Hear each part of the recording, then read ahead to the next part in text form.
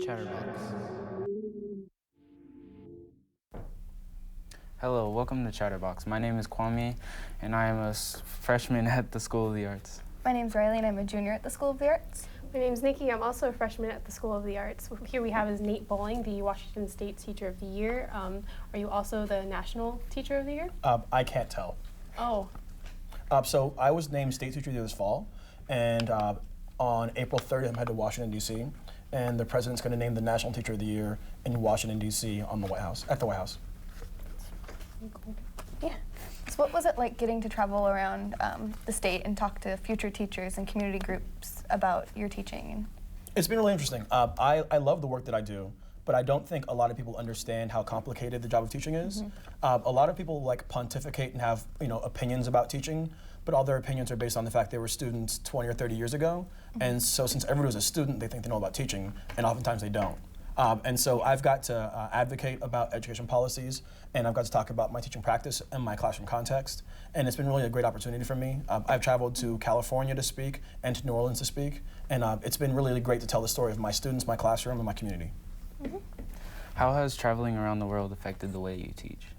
So when I was growing up, I didn't have enough money to travel.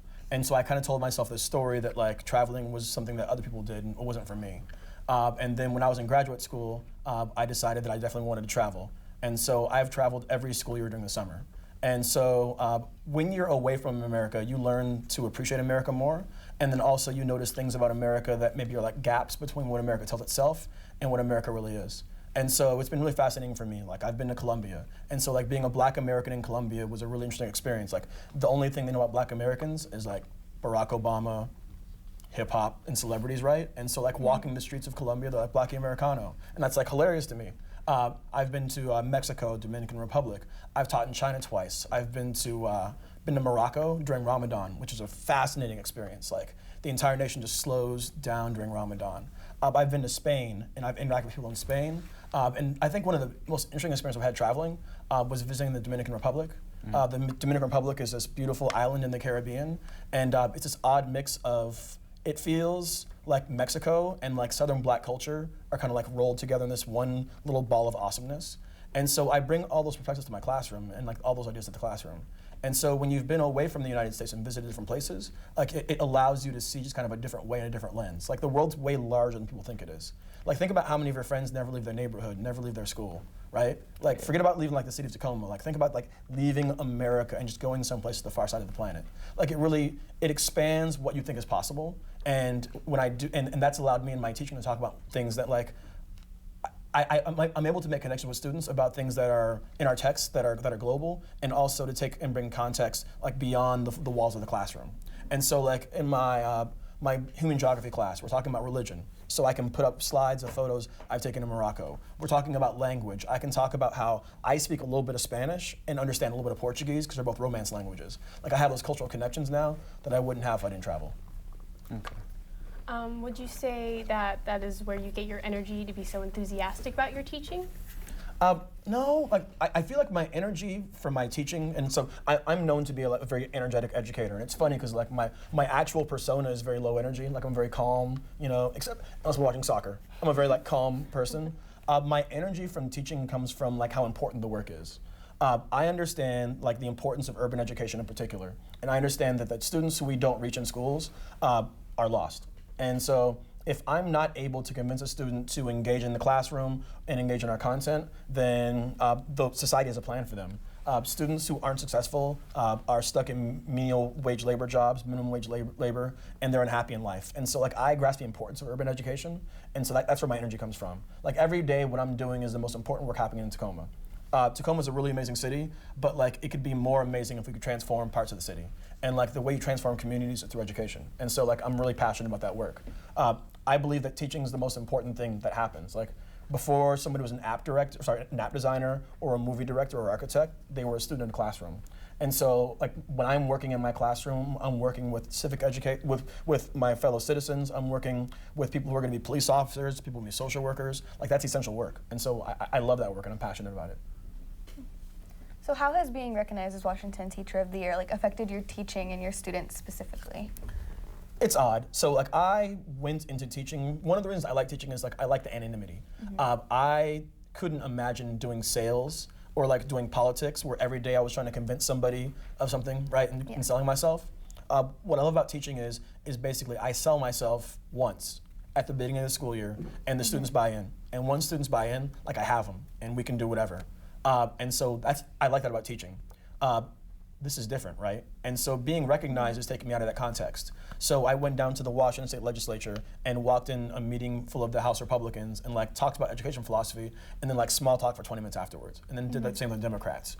And so I'm put in a position now where I'm talking about myself and my community, and that's not something I'm used to. I'm used to talking about content. And so it's uncomfortable for me, and at times it's a little stressful because like I have my classroom commitments and then also like my public commitments, but I'm enjoying the opportunity. What separates good teachers from the bad teachers? Man. So I think what separates good teachers from bad teachers are relationships. So if you establish a relationship with the students, then they know that you care about them, and they know where you, and you can help articulate to them where you want to go. I feel like so often people come into teaching because they like their content and want to talk about their content. I teach government right now, and I teach geography right now, but my major's in economics, right? And so for me, it's I establish my relationship with my students, and it's not like, hey, I like you, you like me. It's not that at all. It's I'm passionate about this work and think this work is important, and I'm passionate about you and your future. And so from there, we have a buy-in point. Once you establish relationships, then you can get kids to do whatever you want. It's interesting. Sometimes people want to have like a really rigorous classroom and really challenging tasks. But as far as I'm concerned, you need to have the relationships before the rigor.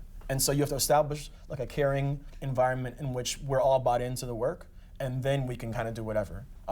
So often, there's a lot of talk in teaching about like, increasing the cognitive demands of the work we're doing, and that's teacher jargon for sure, but like asking kids to do more difficult tasks.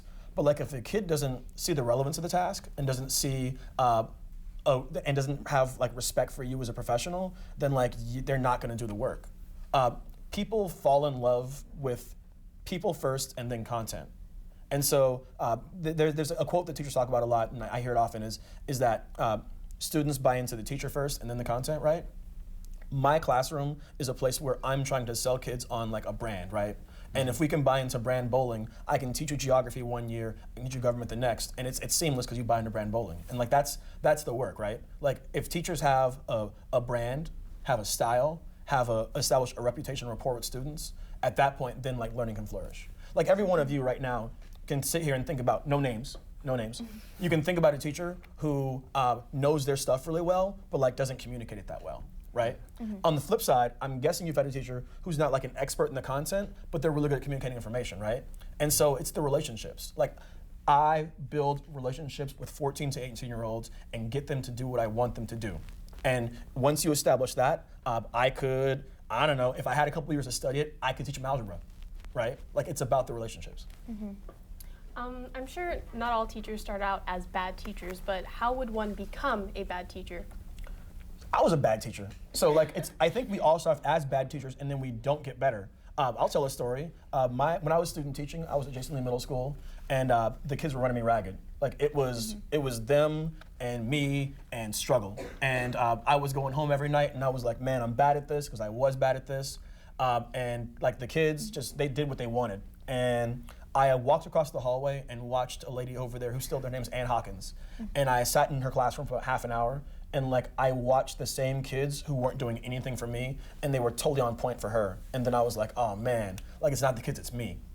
And so I think everybody's bad when they start. Like it's a hard job. Like I describe teaching to people who don't understand teaching as multivariable calculus. Like I'm standing in front of an equation every class period with 32 variables, and I'm trying to figure out what's going to inspire them, what's going to set them off, are they fed, what do they have going on? And so we all start off as bad teachers, and I think the thing is that some people don't grow in the profession. I've grown in the profession. Like when I look back at assignments I was giving students 5 years ago, I'm embarrassed. I'm like, oh man, I used to do that. And so I've grown over the last 10 years in the career field, and I think what happens is teachers don't grow. And the thing is like, I'm not sure there's a lot of bad teachers out there. Like society talks about bad teachers. I think sometimes it's bad fit. So like, I work at Lincoln High School. If I went someplace else, maybe that wouldn't be the right context for me. much like you all, you go to SOTA, and like for SOTA, it's a great context for you, but maybe if you showed up bounce at home on Monday, like you wouldn't feel comfortable there. So I think context and fit matters as well. Yeah. So how do you deal with difficult students, like students who don't act well in class or like are a little bit harder to teach? So I don't have a lot of discipline in class because my students understand the point of what we're doing. One of the things that I do when a student isn't cooperating is I use proximity. So like I'm a large man, like 6 feet tall, 185-ish pounds, depending on the part of the year. And so if a student isn't doing what I need them to do, I'll kind of get closer to them and kind of get in their space. And like they get the hint. I often use, positive reinforcement. So like if there's 4 people at the table and like 3 of them are doing what I want them to do, I'll say, thank you person 1, thank you person 2, thank you person 3. And they get the hint. People don't want to be corrected, they want to be praised. And so what I try to do is I try to reinforce and praise positive behavior, and in reinforcing the positive behavior, I create more positive behavior. I walk past classrooms sometimes where like, and not at my school necessarily, but just schools I visited, where teachers are like pleading with kids to behave, and they're like, guys, hey, and like, no, that's not how I operate. So I'll stand at the front of the room, and I will say, eyes here, please, or I need your focus here, and I'll just wait. And once you've waited them out once, every time you wait them out, it gets shorter. Naturally, kids want to learn.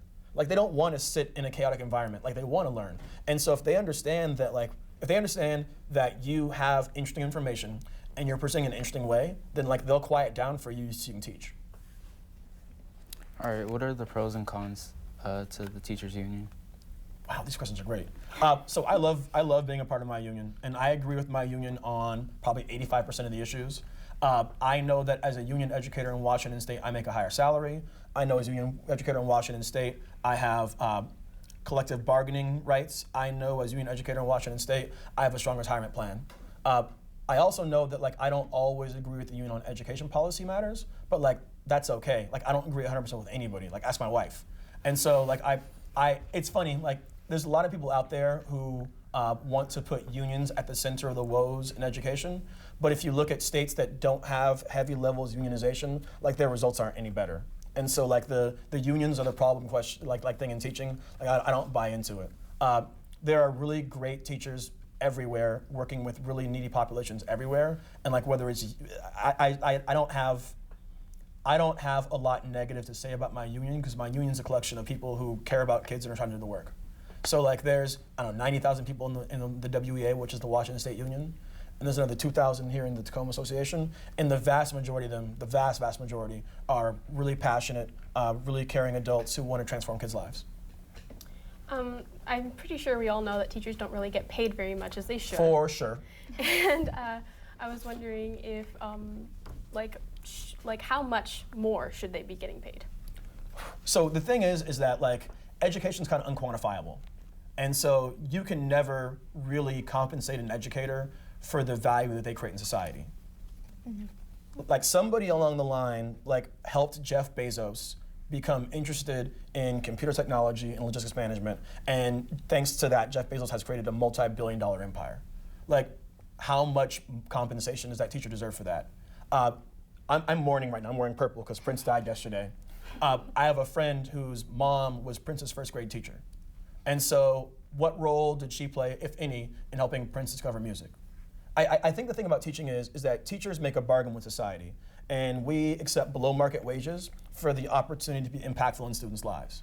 And as long as we feel like we're being impactful on students' lives, we're willing to deal with the below market wages. I think the issue of wages becomes complicated when we feel like we're not making a difference in kids' lives. Put differently, I don't think a lot of educators got into teaching in order to get kids to the cutoff score on the SBAC. And a lot of people didn't get into teaching in order to get kids a 3 on an AP exam. Like we got into teaching because we want to make a difference in kids' lives. And so as the job of teaching becomes more about test scores and evaluations, and as the job of teaching becomes more about scripted curriculums, that's when the pay issues become problematic. Teachers who are undercompensated but feel respected, stay, right? But teachers who are undercompensated and don't feel respected, leave.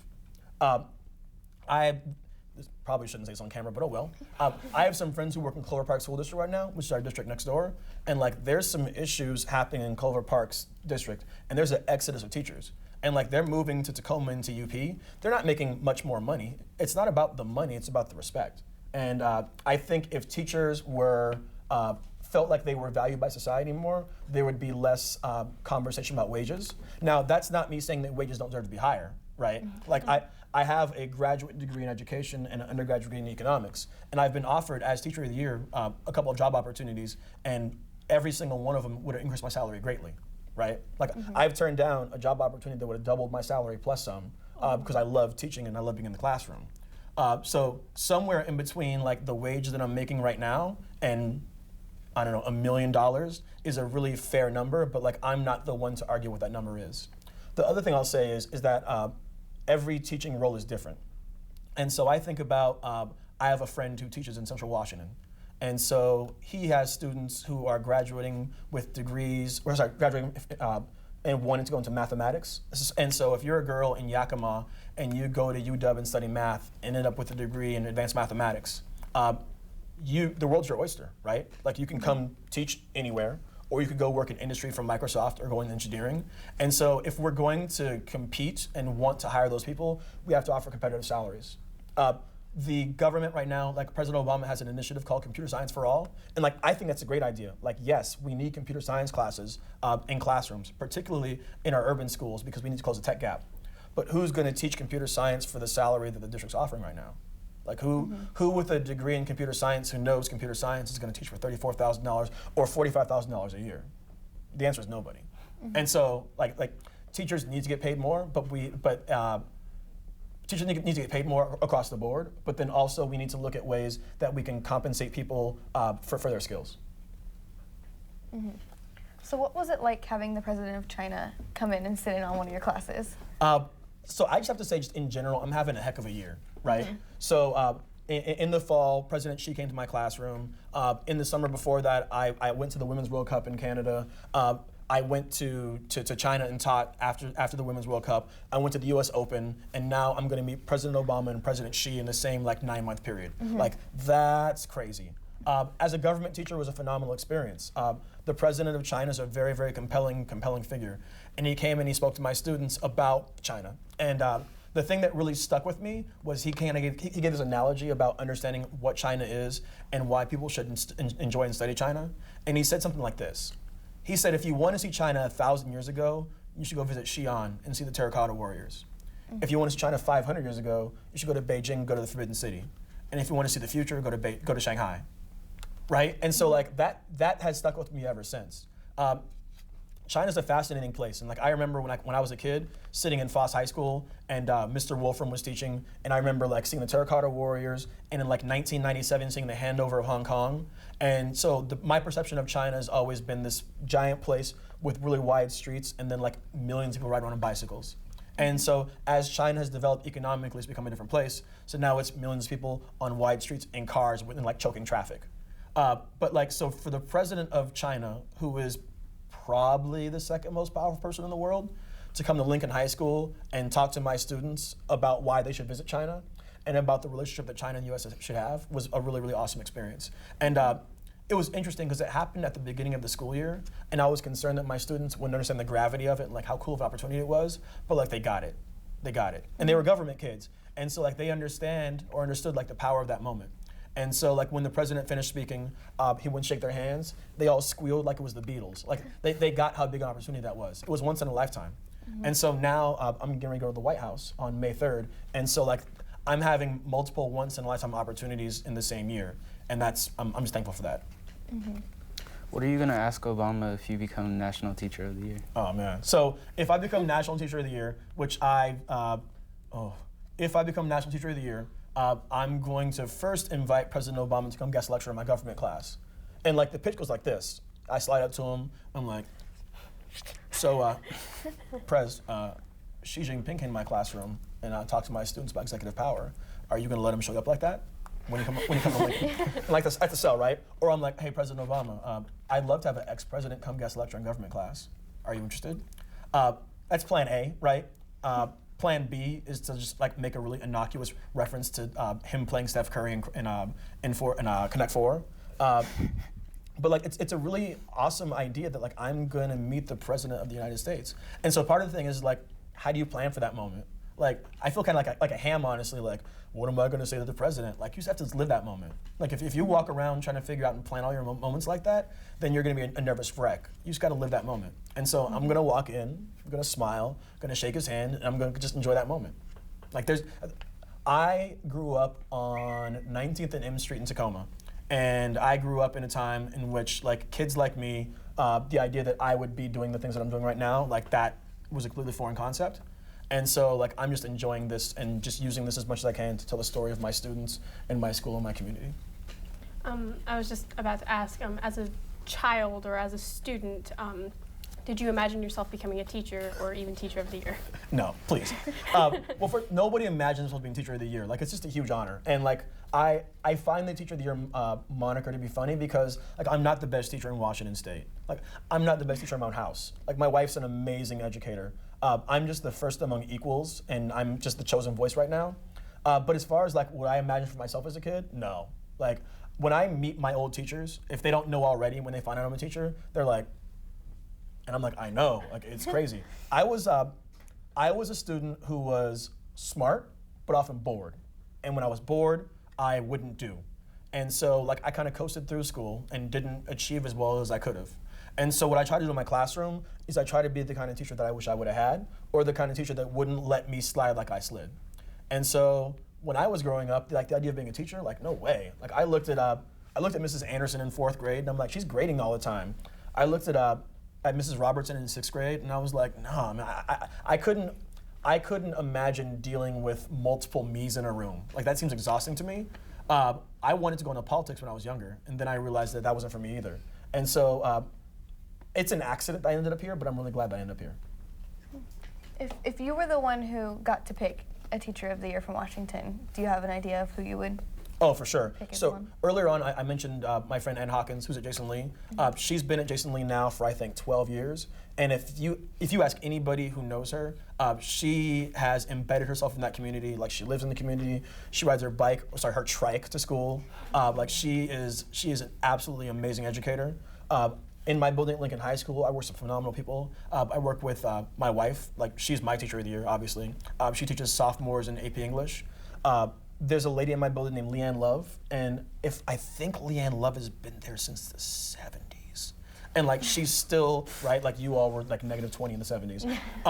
She's still awesome and still just pushing kids. Across the hallway from her is another lady named Jen Holm, and Jen Holm gets kids who aren't scientists to love science and think about science, and to write about it in a way that nobody does. And so like there's so many just awesome educators working here in Washington State and working here in Tacoma. Like it's crazy. The idea of picking one is crazy, but like I am the one, so I get to talk about how crazy it is.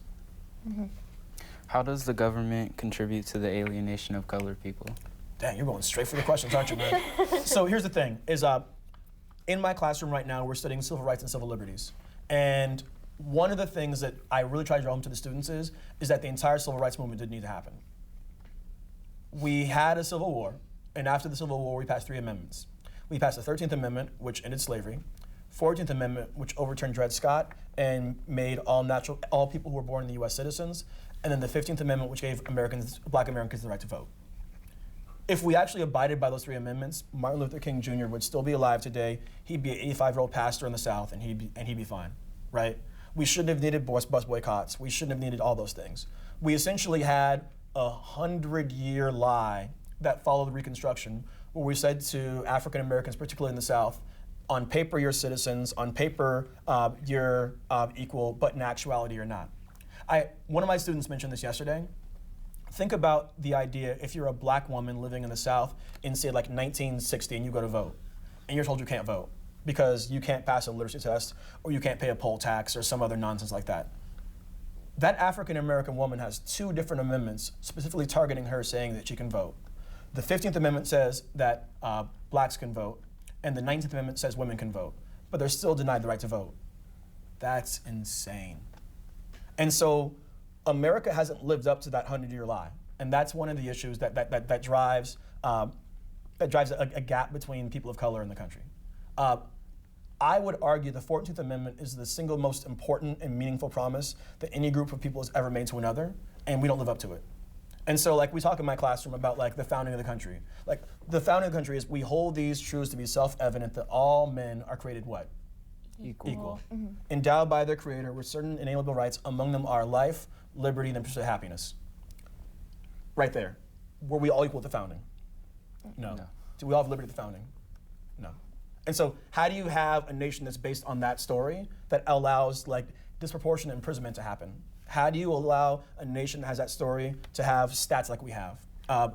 For example, like, African American males are 6% of the population in the United States, or 40% of the people killed by police who were unarmed. All right. So, like, we're guaranteed equal protection during the 14th, via the 14th Amendment. We're guaranteed due process, but, like, do we have it? And so, like, that's the gap, right? And so my classroom and my government teaching is about teaching students about that information, but not being victims of that information, but actually using that information to empower them, using that information to understand and how to navigate society. I recently wrote a piece for my blog, and my blog is about the Bill of Rights and the rights that people have under the 4th, 5th, and 6th Amendments. Like, it's really important people understand government because government is empowered to take away one's life, liberty, and property. Those are the most important things that we have, our life, our liberty, and our property. And so that's why, like, understanding government is so essential, and that's why, particularly working at Lincoln High School with that population, that I push an understanding of government. Would you say people misuse their first impression of you because you are a black male living in America? It's funny. I get really funny moments, like when I go to conferences. Like, I'm 6 feet tall, 200 pounds. And I've had occasions where I spoke at a conference, right? And then I got on the elevator in my street clothes instead of my suit, and, like, ladies are purse grabbing. And I'm like, you were in the audience in my speech, but you don't see the speaker Nate anymore because I'm not wearing a tie. You see some black male, and then all your pre-established schema from that come into place. And so it's complicated, but, like, all I can do is be the teacher who I am, and all I can do is be a model for my community, and, like, I can't change that. I can only just train my students, teach my students to be better than that. I can't change that.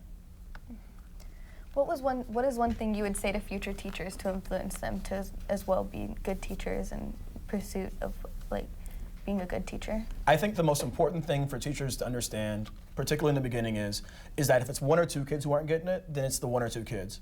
But if it's 7, 8, 9, 10, it's not the kids, it's you. And you have to figure out a way to switch up the game, switch up the instruction, and change the methodology and instruction. Far too often, people in the profession, like, blame the children for the shortcomings that aren't the children's shortcomings, they're adult shortcomings. And whether the adults are their parents or the principal or the teacher, but, like, far too much blame goes on to kids for things that are outside their control. Thank you so much for coming. It was really good getting to talk to you. I really enjoyed getting to hear all those answers, and I feel like all those questions worked out very well. So thank you for coming. It was my pleasure. Great to have you on here. Thank you. That was Chatterbox.